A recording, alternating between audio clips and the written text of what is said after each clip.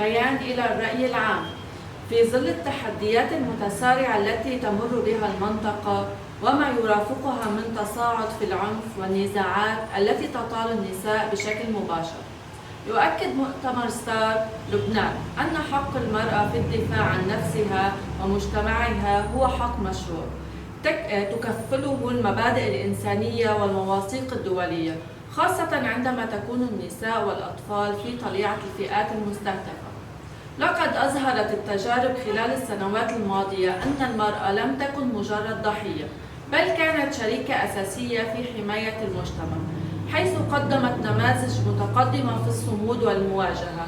وكان من أبرز تجارب وحدات حماية المرأة اليابجي، التي لعبت دورا محوريا في تصدي للإرهاب وحماية المدنيين وتعزيز القيم الحرية والمساواة. وانطلاقا من ذلك نؤكد دعمنا الصريح لوحدات حماية المرأة يابجي، ونشدد على ضرورة أن تكون جزءا أساسيا من أي اتفاق مستقبلي مع حكومة سوريا المؤقتة، بما يضمن الاعتراف بدورها وتضحياتها ويحفظ خصوصيتها قوة نسائية منظمة، ويصون هيكليتها واستقلاليتها ضمن أي إطار وطني جامع.